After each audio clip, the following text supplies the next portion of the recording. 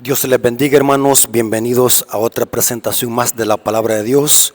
Un saludo a todos nuestros amigos y hermanos que nos sintonizan a través de este canal para seguir estudiando la palabra de Dios. Así que, hermanos, sean bienvenidos, pónganse cómodos, consíganse su Biblia, tomen papel y lápiz, porque vamos a hacer un estudio sólido y profundo sobre doctrina bíblica. Especialmente vamos a estudiar la teología del santuario. Así que vamos a orar, como siempre lo hacemos, para invocar la presencia de nuestro gran Dios y Salvador Jesucristo. Oremos. Padre nuestro que estás en el cielo, santificado sea tu nombre. Gracias te damos, Señor, porque nos permites poder enseñar tu palabra, predicarla. Bendice este estudio, que nuestros amigos y hermanos sean edificados y puedan crecer en conocimiento para la honra y gloria de tu nombre.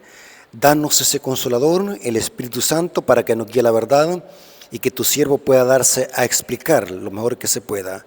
Gracias, Señor, por esa promesa. Te lo agradecemos en el nombre de Jesús. Amén. Ok, hermanos, vamos a estudiar sobre el santuario. En la Biblia hay miles de temas y uno de los más importantes que sí deberíamos de conocer es la doctrina del santuario. En este estudio, hermanos, vamos a conocer a profundidad la teología del santuario. Lo vamos a hacer a grandes rasgos porque es un estudio, pero al mismo tiempo queremos enseñarle a cierto hermano que sostenía de que la teología adventista sobre el santuario es errónea. Hablo del hermano Natanael Baloyes. El hermano Natanael, en un video, él sostenía sus razones el por qué dejaba de ser adventista del séptimo día. Y él exponía algunas razones. Ya vimos 3 en el video anterior. En esta cuarta razón, él dice lo siguiente, el por qué se desliga de la iglesia adventista. Así que este video es una respuesta y al mismo tiempo es un estudio para que nosotros como adventistas conozcamos esta importante creencia y doctrina como la es la doctrina del santuario. El hermano Natanael decía en su cuarta razón, así: no creo que Cristo haya pasado del lugar santo al lugar santísimo en 1844. Esta fecha no es profética. Y sigue diciendo él, Daniel 7, 9 y 10 no dice que Cristo pasaría del lugar santo al lugar santísimo. Solo se puede llegar a esa conclusión haciendo malabarismo interpretativos y haciendo conjeturas teológicas demasiado complejas. En este estudio vamos a contestarle al hermano si es tan cierto que los adventistas del séptimo día hacemos malabarismo o conjeturas teológicas demasiado complejas para explicar este tema. Hermanos adventistas del séptimo día que van a escuchar esta presentación, la doctrina del santuario es una doctrina y creencia que está fundamentada en toda la Biblia. El santuario, a través del santuario, Dios revela o refleja el plan de salvación en tipos y símbolos, el evangelio compactado en símbolos y tipos. Eso significa que si usted no conoce lo que enseña la Biblia sobre el santuario, va a quedar mudo o estupefacto cuando escuche esta clase de hermanos negando esta doctrina cardinal de la fe cristiana, no solamente de la fe adventista, sino de toda la fe cristiana, desde Génesis hasta Apocalipsis. Ahora, es interesante, hermano, que cuando escuché a este hermano que negaba esta doctrina cardinal de la fe adventista, me acordé de una cita de Elena de White, donde dice de que en los últimos días Satanás haría un ataque sutil a la doctrina del santuario. Esta cita está en el libro Evangelismo, página 167, párrafo 2, dice: en el futuro surgirán engaños de toda clase. Y ya lo estamos viendo, hermanos, vivimos en esos días y necesitamos terreno sólido para nuestros pies.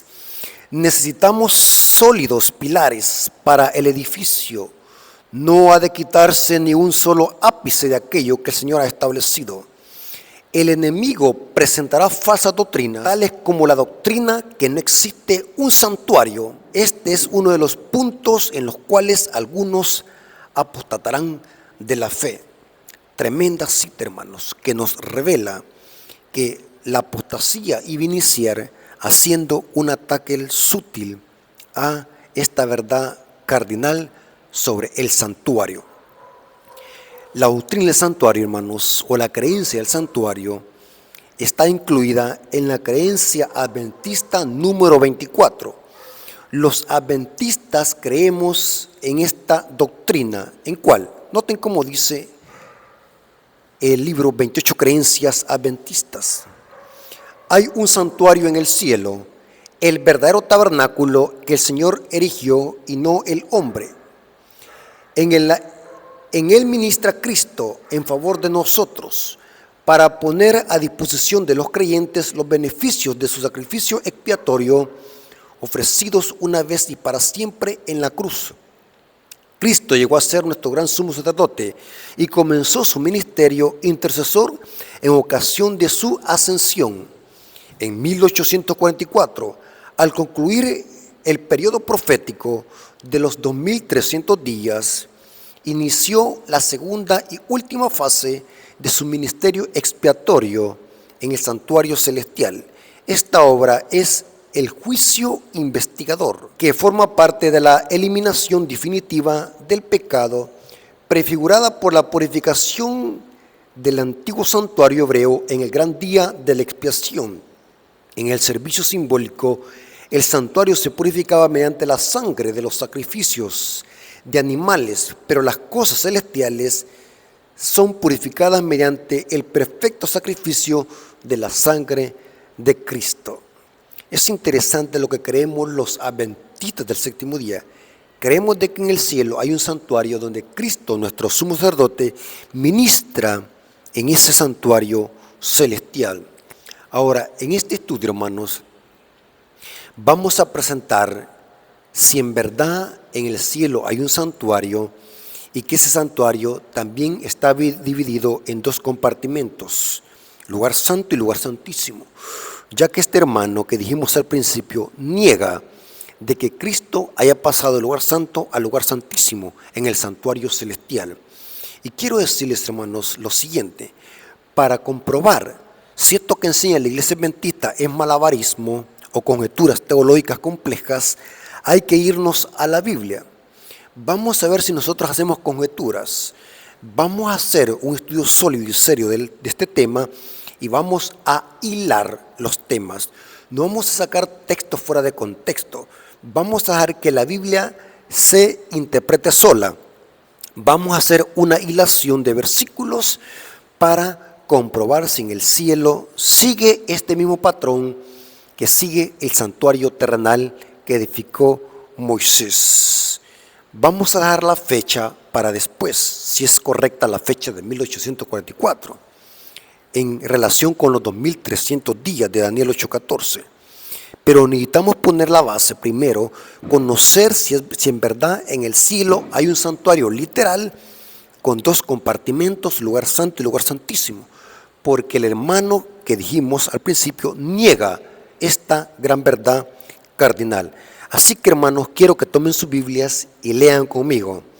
No vamos a hacer malabarismo, vamos a hablar con la sola escritura. Ahora, es interesante lo siguiente, hermano. Noten lo que le dice Dios a Moisés. Recuerden de que este es un estudio y al mismo tiempo es una refutación y una respuesta para la cuarta razón que el hermano sostiene el por qué abandonó la iglesia adventista. Noten lo que dice Éxodo 25, 8 al 9. Dios le dice a Moisés lo siguiente: y harán un santuario para mí, y habitaré en medio de ellos conforme a todo lo que yo te muestre. El diseño del tabernáculo y el diseño de todos sus utensilios, así lo haréis. O sea que Dios le mostró a Moisés un plano, una figura, para que de esa manera Moisés hiciera el tabernáculo en el desierto. Aquí dice que Dios le mostró el diseño. Dice, hazlo conforme a todo lo que yo te muestre. O sea, Dios le mostró un diseño perfecto para que de acuerdo a ese diseño Moisés levantara el tabernáculo. Quiero que vayan hilando todos los versículos para que lleguemos al final, a la conclusión, si es verdad lo que dice el hermano Natanael o si es verdad lo que sostiene la iglesia adventista. El problema, hermanos, que nosotros nos dejamos engañar fácilmente por estos hermanos porque tienen una gran labia, tienen una gran filosofía, y como nosotros no estudiamos, una gran mayoría de adventistas desconocen la teología del santuario. No saben explicar versículos de la Biblia porque desconocen qué es el santuario y para qué se dio y qué significa en el plan de salvación. Y con respeto lo digo, hermanos, me atrevo a decir que aún hay hasta ministros que no saben explicar estos importantes temas como lo es el santuario. Inclusive hay iglesias donde no saben ni qué es esto, la teología del santuario, porque no se predica, no se enseña. Nuestros líderes locales desconocen lo que es la teología del santuario. Y saben algo interesante, hermano, si conociéramos el santuario, conociéramos cada versículo de la Biblia, porque el santuario está en toda la Biblia. Aquí vemos de que Dios le dice a Moisés, te voy a mostrar un modelo, conforme a este modelo, hazme el santuario. Aún los utensilios, así lo haréis. Y esto se repite en el versículo 40, Éxodo 25:40, dice, mira, hazlo conforme al modelo que te ha sido mostrado en el monte. Este es el monte Sinaí. Busqué la palabra hebrea para modelo o diseño, y la palabra hebrea es tabnit. En el hebreo se puede traducir como diseño, figura o maqueta. No sé si ustedes saben qué es una maqueta. Es una representación en miniatura de un edificio para que de acuerdo a esa maqueta o a esa figura, los constructores tienen que hacer su edificio. Dios en el monte Sinaí le mostró a Moisés una maqueta, una figura o un diseño del santuario celestial. O sea que Moisés no es que vio el santuario celestial, porque el santuario celestial está en todo el universo. Dios le mostró a Moisés un diseño, una maqueta, para que de acuerdo a esa maqueta Moisés pudiera levantar el tabernáculo. O sea que Moisés no se lo inventó. Moisés no inventó nada. Fue Dios quien le dijo que hiciera el tabernáculo, las medidas, los colores, los utensilios, aún sus metales de que iban a estar construidos.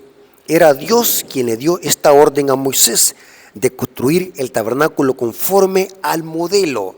Noten qué interesante.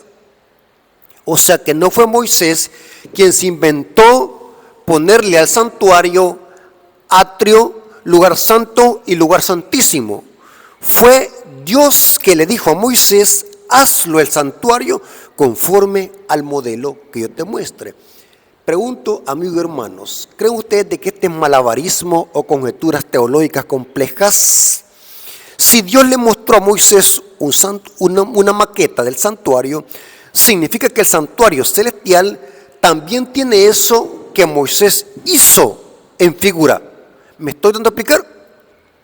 Porque Dios le mostró a Moisés un modelo. Hazlo conforme al modelo que yo te muestre en el monte. Significa entonces que en el santuario celestial hay lo mismo que Moisés le hizo al santuario terrenal. Necesitamos tener una mente de Salomón para entender esto, hermanos y amigos. Lean conmigo como dice el texto. Mira, hazlo conforme al modelo que yo te he mostrado en el monte. Pregunto, hermanos, ¿el santuario celestial tiene atrio? Sí, pero vamos a ver más adelante que el atrio es la tierra, donde viene a morir el cordero. Pregunto, hermanos, ¿será que en el santuario celestial también hay lugar santo y lugar santísimo? Sí, porque Dios le dice a Moisés, hazlo conforme al modelo. Es interesante que esto lo repite Esteban en su sermón a los fariseos. Hechos 7:44. Tuvieron nuestros padres el tabernáculo del testimonio en el desierto, como había ordenado Dios cuando dijo a Moisés que lo hiciese. Noten, conforme al modelo que había visto.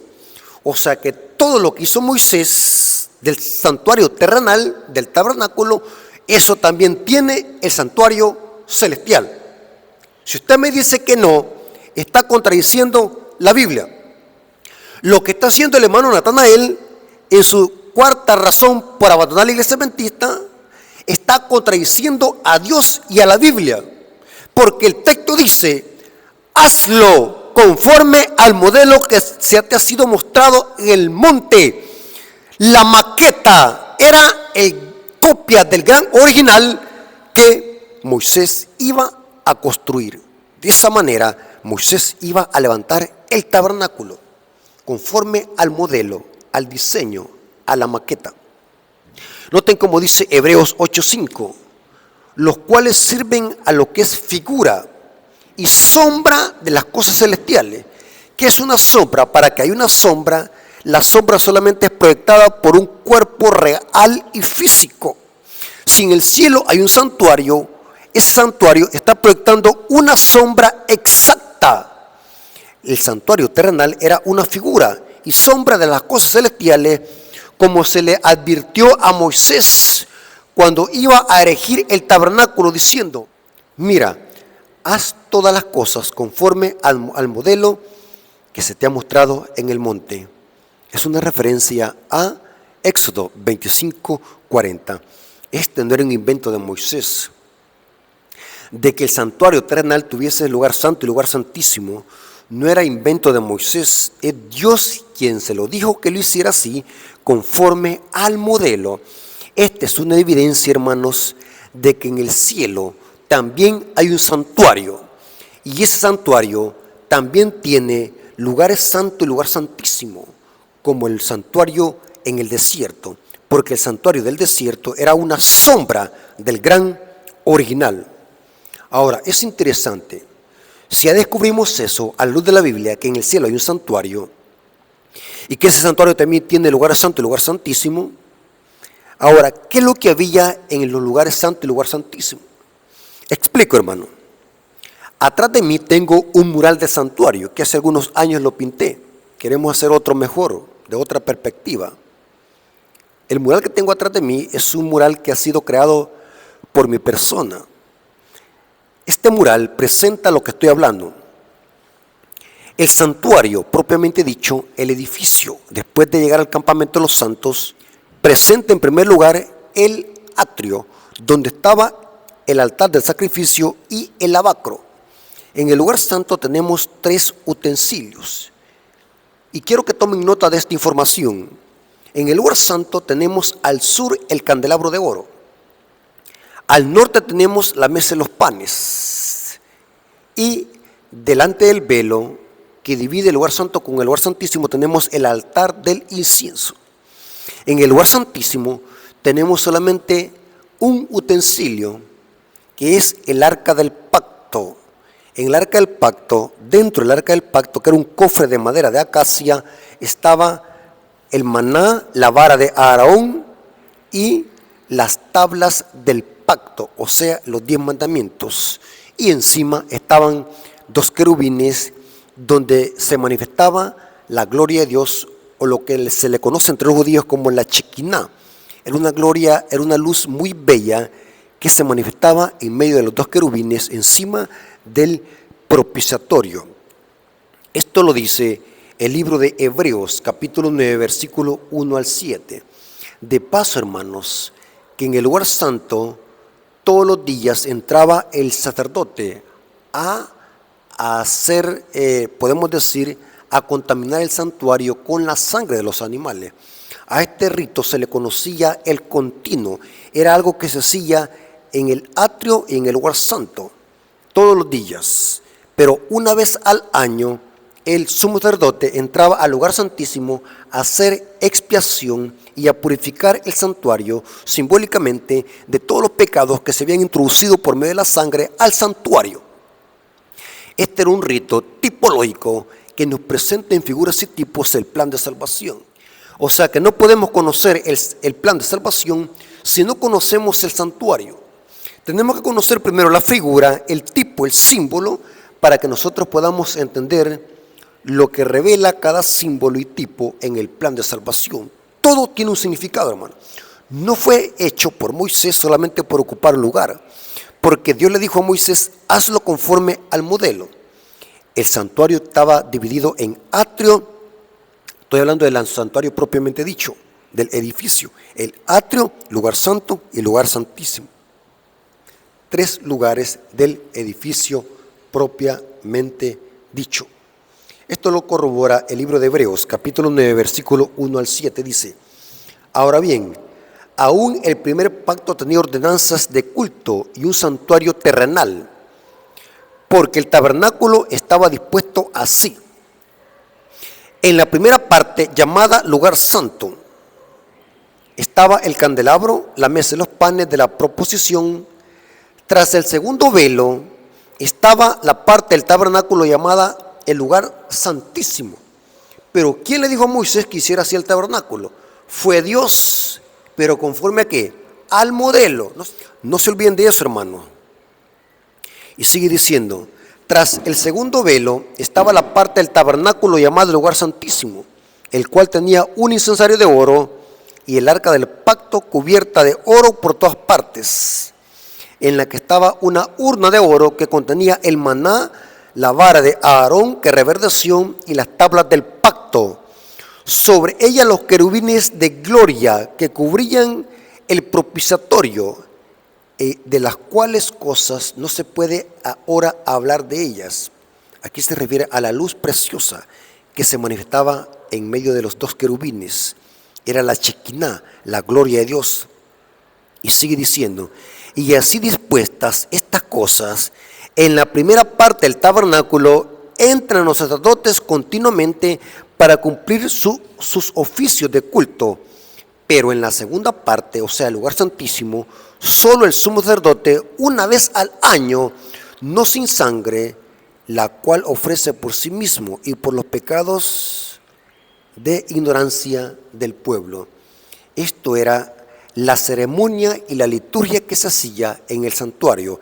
Había un servicio diario que se llamaba el continuo del atrio del lugar santo y el oficio anual que se desarrollaba en el lugar santísimo, que se le conocía como el gran día de la expiación o el Yom Kippur o el día del perdón, donde era el día del juicio, donde se purificaba el santuario simbólicamente y se borraban los pecados del pueblo simbólicamente. Durante todo el año se perdonaban simbólicamente a través de la sangre, pero una vez al año se borraban simbólicamente del santuario. Borrar y perdonar son 2 verbos diferentes en la teología del santuario.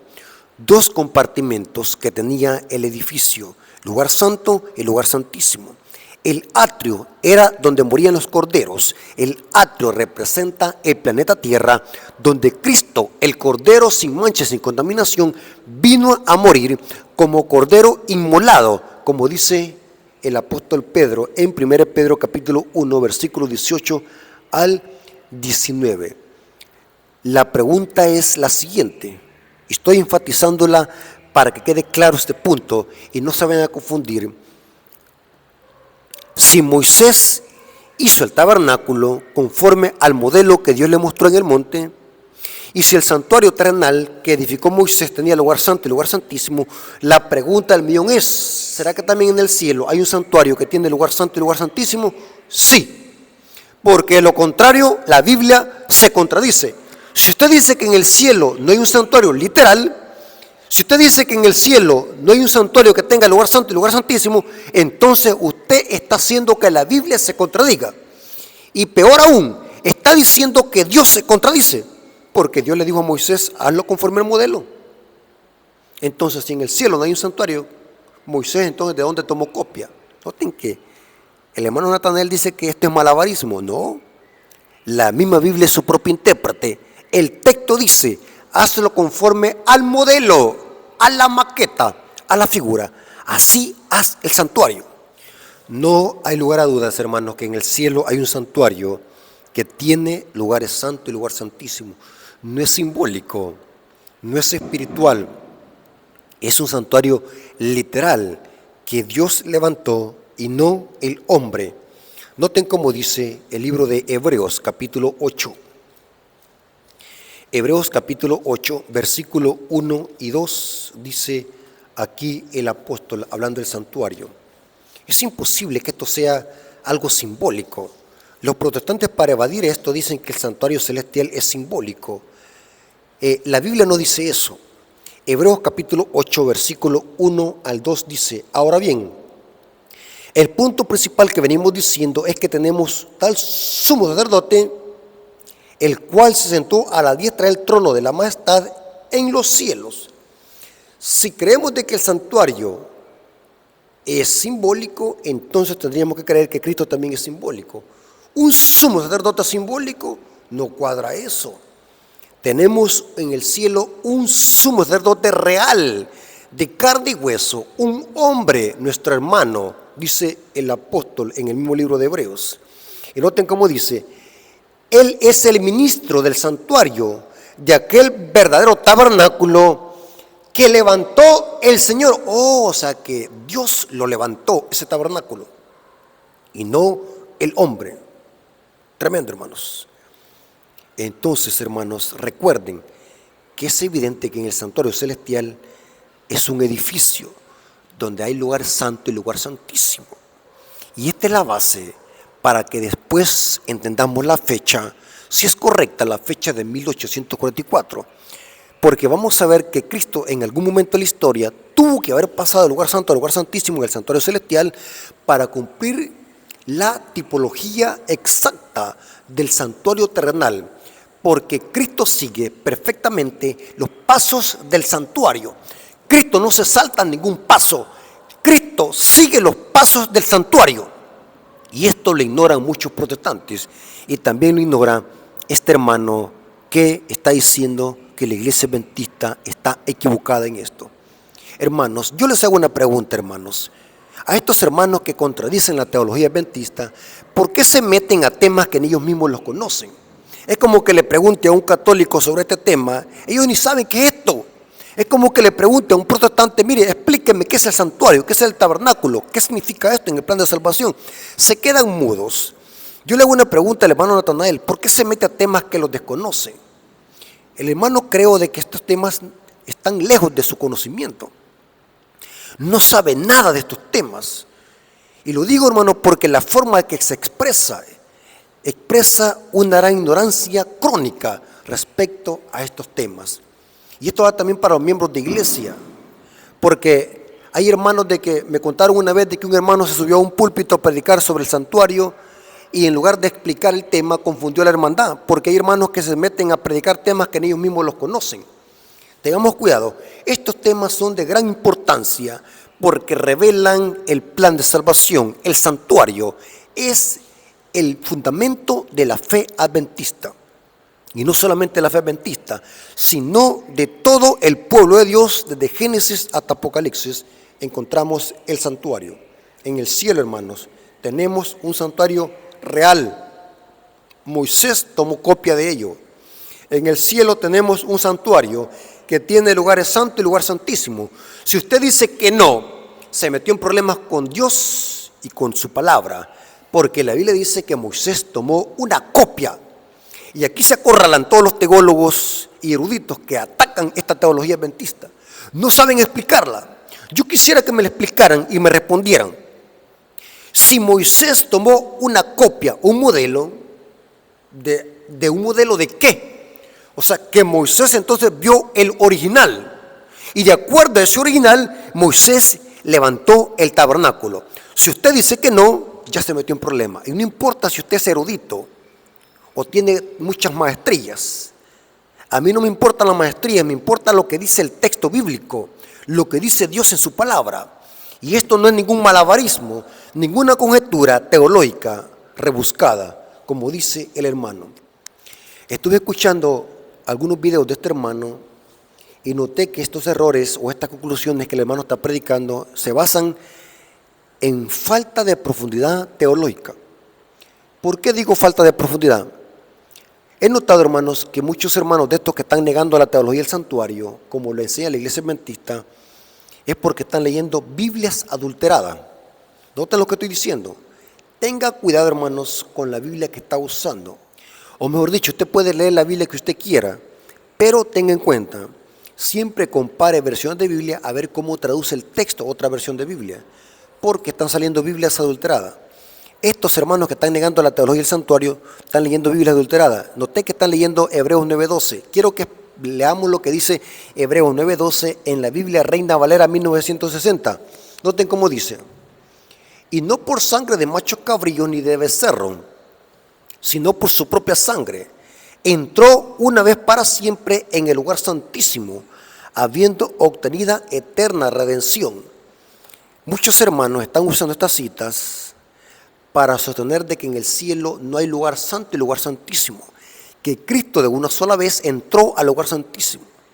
Si esto fuese cierto, esto rompe la tipología del santuario y Dios se contradice, porque si Cristo es el sumo sacerdote, tiene que seguir los pasos del santuario, porque Dios para eso le mostró a Moisés el santuario, porque el santuario nos revela el plan de salvación y Cristo camina por todo el santuario. Si Cristo, como dice la Reina Valera 60, de una sola vez entró para siempre en el lugar santísimo, esto contradice lo que acabamos de estar estudiando. Porque entonces Dios engañó a Moisés, o Moisés se tuvo que haber inventado algo para haberle hecho al santuario lugar santo y lugar santísimo, porque en el cielo no hay.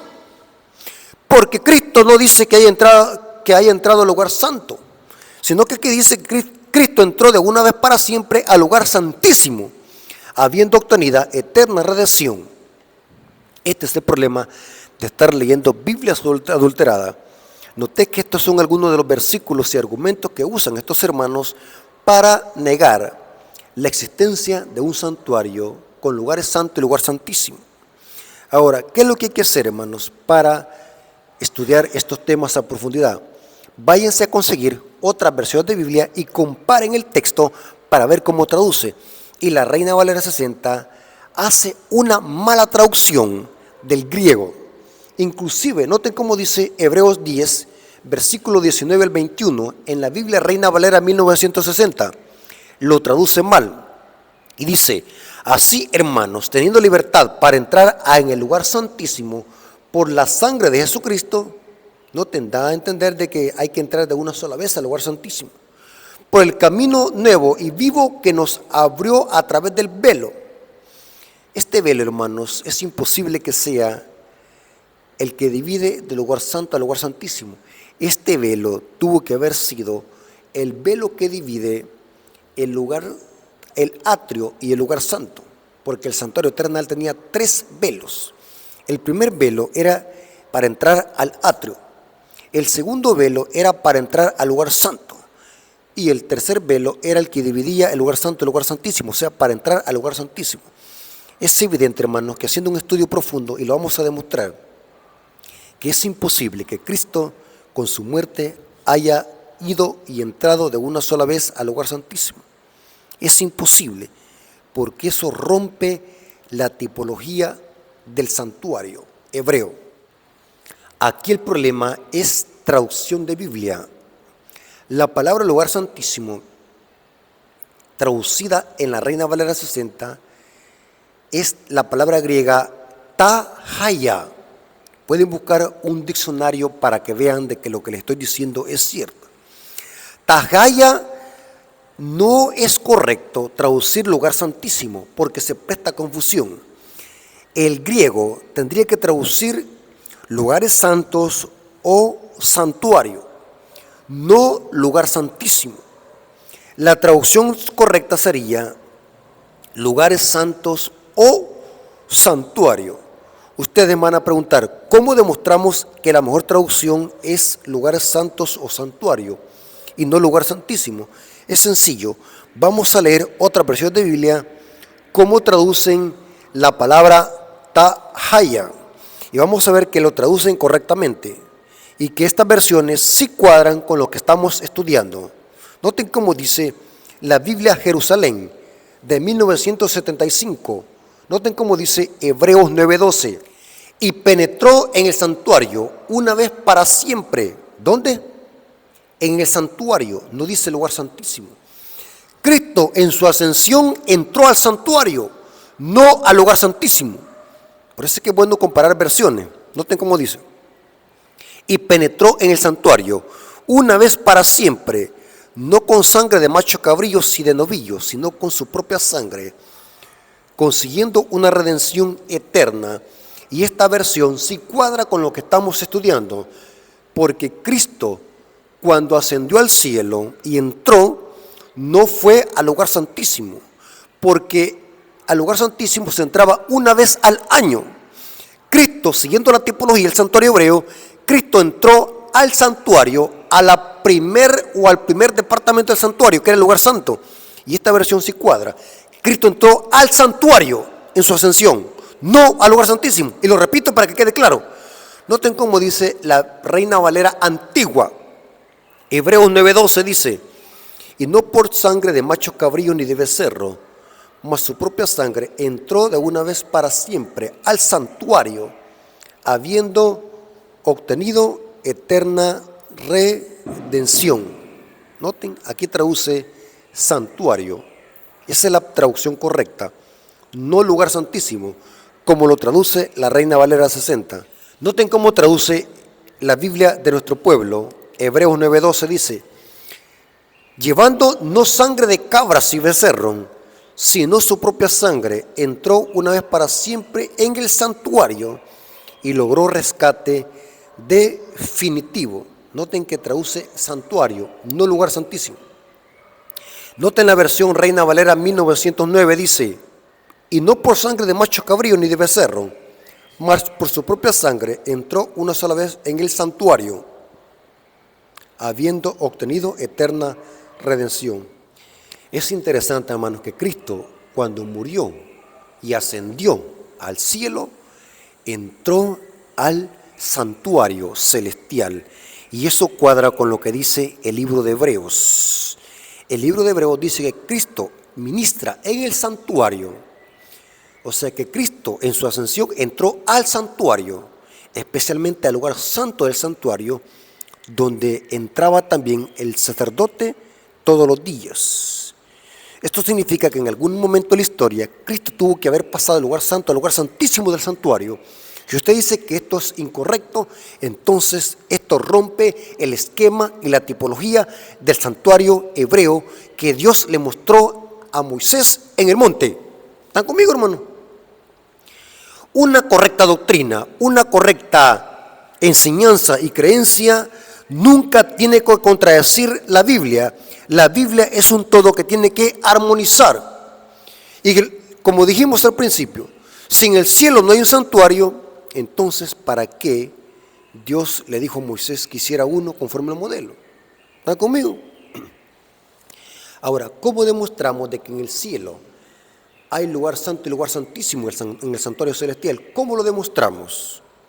Vámonos a la Biblia, leyendo el libro de Apocalipsis. El libro de Apocalipsis, saben, hermanos, sigue los pasos del santuario de principio a fin. O sea que para entender el libro de Apocalipsis debe de conocerse el santuario. Ahora, vamos a ver lo siguiente. El santuario celestial tiene atrio, pero el atrio es el planeta Tierra donde vino a morir el Cordero. Porque recuerden de que en el atrio era que estaba el altar del sacrificio, y ahí se sacrificaba un cordero. Esto representa el planeta Tierra, donde Cristo murió y fue bautizado, el altar del holocausto y el lavacro, que lo encontramos en el atrio. El atrio es la tierra donde murió el Cordero. Juan 1:29 dice que Cristo es el Cordero de Dios que quita el pecado del mundo. Pero es interesante que noten que Juan en el Apocalipsis, ¿qué es lo que divisa en visión? Y vamos a ver que divisa los utensilios del santuario celestial. Recuerden de que este santuario es el que Moisés vio, o sea, la maqueta de este santuario es que Moisés divisó para poder construir el tabernáculo en el desierto. Noten cómo dice Apocalipsis 1, versículo 12 al 13. Y me volví para ver la voz que hablaba conmigo, y vueltas vi 7 candeleros de oro, y en medio de los 7 candeleros a uno semejante al Hijo del Hombre, vestido de una ropa que llegaba hasta los pies, ceñido por el pecho con un cinto de oro. O sea que Cristo está caminando en el santuario, y Juan lo ve en el lugar santo del santuario, vestido como sacerdote, como sumo sacerdote, porque el candelabro de oro estaba en el lugar santo del santuario. ¿Están conmigo?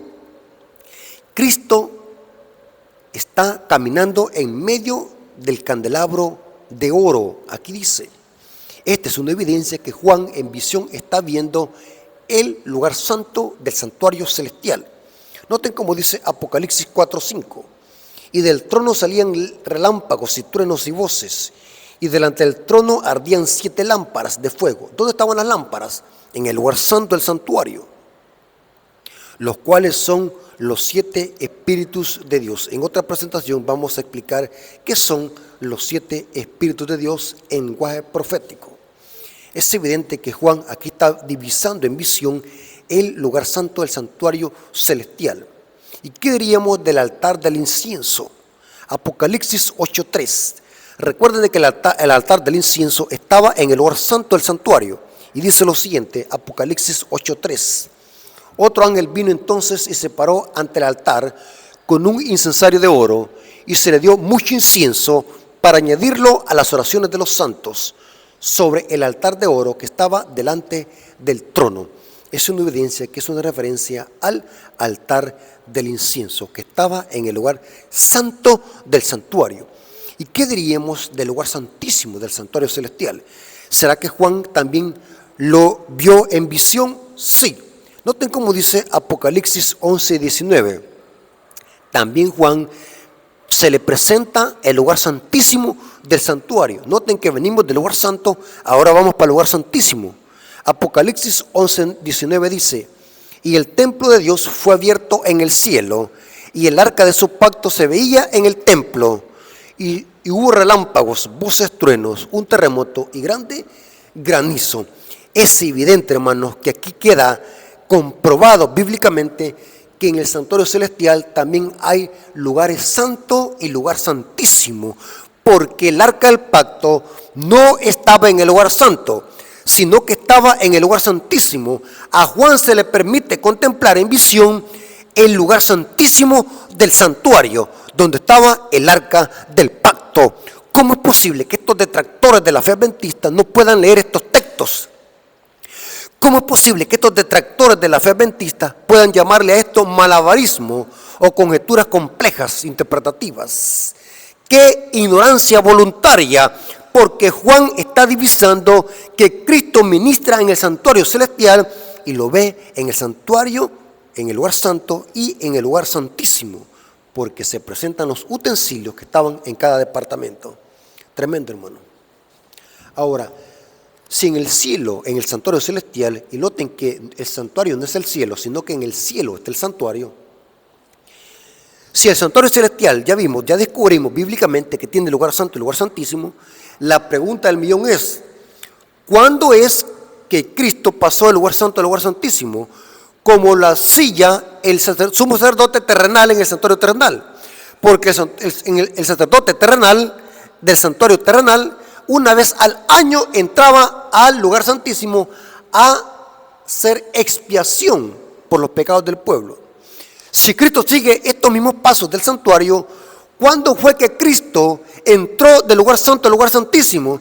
Porque vimos de que Cristo entró al santuario, especialmente al lugar santo, en su ascensión en el año 31 de nuestra era. Fue cuando Cristo fue muerto, crucificado y resucitó y ascendió al cielo, como lo dice Lucas capítulo 1, 8 al 11. Cristo ascendió al santuario en el año 31 de nuestra era. Esto es la profecía que nos especificaba las 70 semanas de Daniel capítulo 9. La pregunta es, ¿cuándo es entonces que Cristo pasó al otro departamento que encontramos en el santuario celestial? Tuvo que suceder en alguna etapa de la historia, en alguna fecha.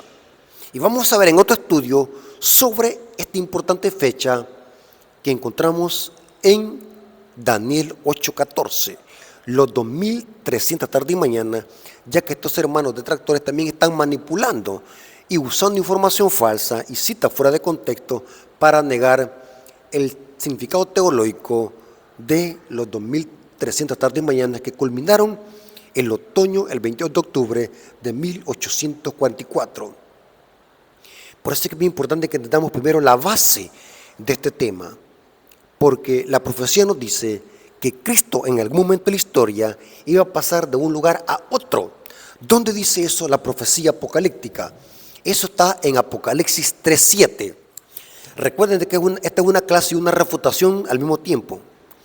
Apocalipsis 3:7 nos divisa el momento específico en que Cristo iba a pasar del lugar santo al lugar santísimo. Recuerden, hermanos, que el santuario tiene puertas. Cristo es la puerta de la salvación, pero el santuario tiene puertas. Las puertas representan una fase que Cristo hace en pro a la salvación del hombre. Cristo camina en todo el santuario, en la historia, justificación, santificación, perfección y glorificación de carácter. Esto revela el santuario y Cristo camina en todo el santuario para poder purificar, perdonar y salvar y glorificar a su pueblo en esta tierra, porque también la iglesia sigue los pasos del santuario aquí en la tierra. Noten como dice Apocalipsis 3:7. Esta cita es clave. Escribe al ángel de la iglesia en Filadelfia. Noten que esto está pasando en el periodo de la iglesia de Filadelfia. Esto dice el santo, el verdadero, el que tiene la llave de David. ¿Para qué sirve una llave, hermano? Para abrir puertas. Noten esto interesante. Aquí se ven dos puertas en el periodo de la iglesia de Filadelfia. Por eso es que Cristo tiene la llave de David. No es Pedro el primer papa como lo interpreta la iglesia católica. Es Cristo que tiene la llave de David, pero ¿para qué? El que abre y ninguno cierra. O sea que con esa llave va a abrir una puerta, pero también va a cerrar otra. Y cierra y ninguno abre. Con la llave de David se abre una puerta y se cierra otra. Muy interesante esto. Ahora, veamos algo interesante. ¿En qué periodo de la historia colocamos la iglesia de Filadelfia? Porque Cristo en la iglesia de Filadelfia, o bajo el periodo de la iglesia de Filadelfia, abre una puerta y cierra otra. ¿Cuál es el periodo en la historia de esta iglesia, Filadelfia? Es interesante, hermano, lo que dice Elena de White en el libro Hechos de los Apóstoles, página 467, párrafos 3 y 4, dice lo siguiente. Las 7 iglesias eran 7 iglesias de Asia Menor literales, pero cada una de estas iglesias es un símbolo. Las 7 iglesias son un símbolo del estado espiritual de toda la iglesia de Cristo, desde los tiempos de los apóstoles hasta su venida. O sea, lo literal también de las iglesias tienen una aplicación simbólica y espiritual en todas las etapas de la historia. La iglesia de Filadelfia, donde la colocamos, pero para eso leamos lo que dice Elena de White. Las 7 estrellas son los ángeles de las 7 iglesias y los 7 candeleros que has visto son las 7 iglesias. ¿Dónde están los candelabros de oro? En el lugar santo. Recuerden que eso es de Apocalipsis 1:11. Y ahora noten cómo dice. Los nombres de estas son un símbolo de la iglesia en diferentes periodos de la era cristiana. El número 7 indica algo completo. Significa que los mensajes se extienden hasta el fin del mundo, mientras que los símbolos usados revelan la condición de la iglesia en diferentes periodos de la historia. Las 7 iglesias representan algo simbólico en toda la historia de la iglesia. Entonces la iglesia de Filadelfia, ¿dónde lo ubicamos en la historia? Es interesante que el periodo de la iglesia de Filadelfia marca el tiempo en que Cristo pasaría del lugar santo al lugar santísimo. La puerta que se abre es la puerta del lugar santísimo y la puerta que se cierra es la puerta del lugar santo, porque según el periodo de la iglesia de Filadelfia, Cristo iba a abrir una puerta e iba a cerrar otra. Y esto tiene que ver con el santuario celestial. El periodo de la iglesia de Filadelfia se coloca en la historia en el año de 1798 y 1844. Estos periodos describen el inicio del juicio, que ya lo vamos a ver en Daniel capítulo 7, versículo 9 al 10. El hermano Natanael dice que Daniel 7, 9 al 10 no habla de que Cristo pasó del lugar santo al lugar santísimo. Esto es el problema en desconocer la teología del santuario. Todo el libro de Daniel está basado en el santuario, hermano. Es interesante. Daniel y Apocalipsis están fundamentados en el santuario. Hermanos, estos temas son interesantes, pero para los que tienen conocimiento de Dios, sabiduría de Dios, hermano. Los apóstoles y los profetas conocían perfectamente bien el santuario y sabían de que en el cielo hay un santuario. Isaías lo vio, Ezequiel lo vio, los profetas veían en visión el santuario celestial donde ministra Jesucristo. En Daniel capítulo 7, versículo 9 al 10, nos divisa, encontramos el momento en que Cristo iba a recibir reino y poder. Noten cómo dice Daniel 7, 9 al 10. Estuve mirando hasta que fueron puestos tronos. Si tan siquiera pudiésemos leer español. Si estos tronos fueron puestos, significa que no estaban allí, venían de algún lugar. Sigan la hilación del texto. Fueron puestos tronos. Esta es una sala de juicio que está empezando. Es el juicio. Yo les hago una pregunta. En el santuario terrenal, ¿cuándo se hacía el juicio? Una vez al año, en el gran día de la expiación. Yo no sé por qué estos hermanos se meten a hablar de temas que los desconocen. Si usted va a hablar un tema, hermano, es porque lo conoce. Porque si no se está metiendo en agua caliente. El juicio que está presentando Daniel es una referencia al gran Yom Kippur en la tipología del santuario hebreo. Estuve mirando hasta que fueron puestos tronos. Y se sentó un anciano de días, cuyo vestido era blanco como la nieve, y el pelo de su cabeza como lana limpia.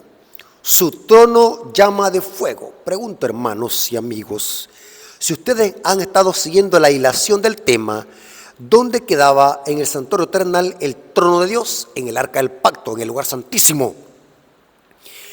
Y noten cómo dice, su trono llama de fuego, las ruedas del mismo fuego ardiente.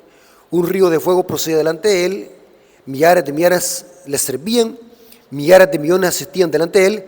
El juez se sentó y los libros que fueron abiertos. ¿Cómo sabemos, hermanos, de que esta es una sala de juicio? ¿Qué es lo que hay en los libros?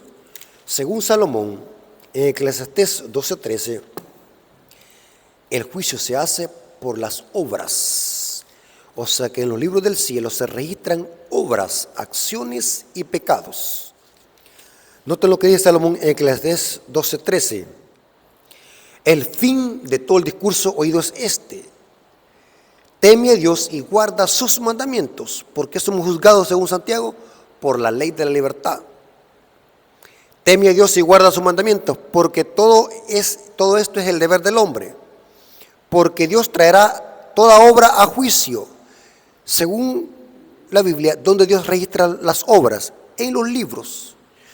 Por mucho tiempo yo me preguntaba, ¿acaso Dios necesita apuntar las obras y los pecados de las personas para que no se le olvide? No. La información de los libros es para informar a la creación, al universo. No es para informarse a Dios mismo, es para informar al universo.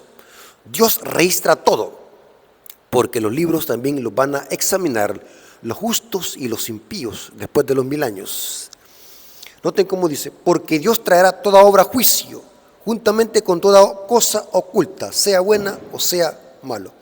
Aquí dice Daniel que los libros se abren, el juez se sentó, significa que es una obra de juicio que está iniciando aquí, el Yom Kippur. Cristo está pasando del lugar santo al lugar santísimo del santuario celestial. ¿Cómo lo sabemos?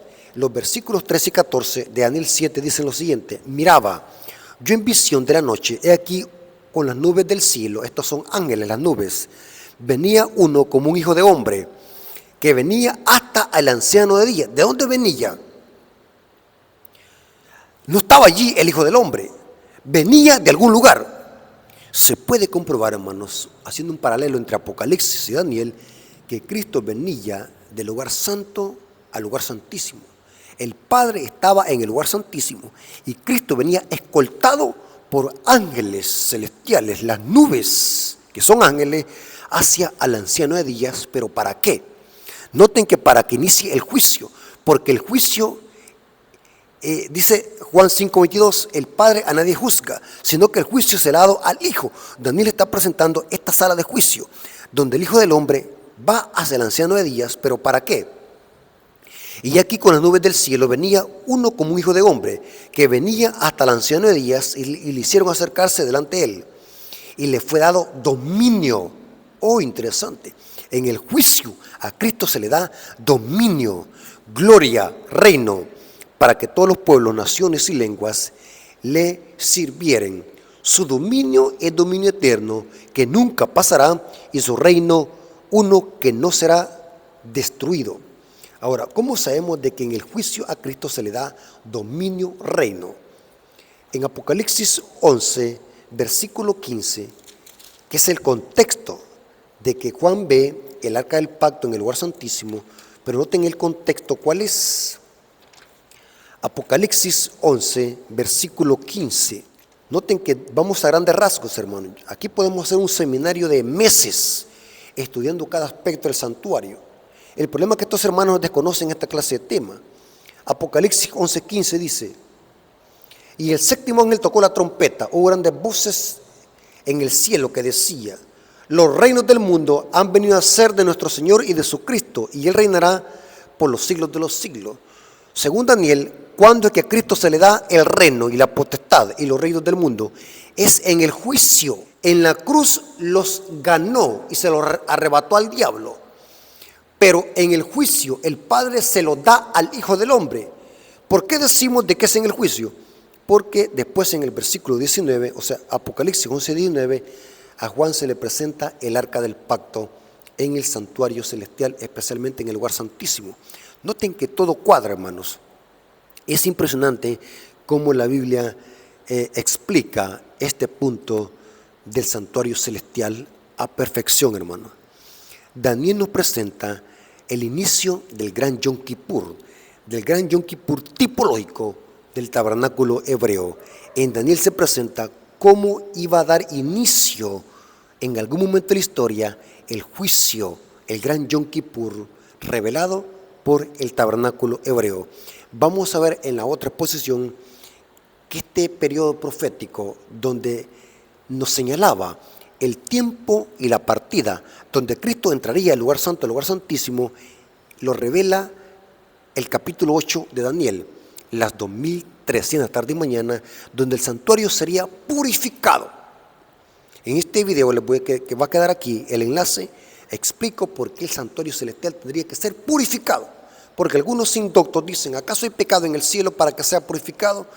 Se meten a temas que ni conocen.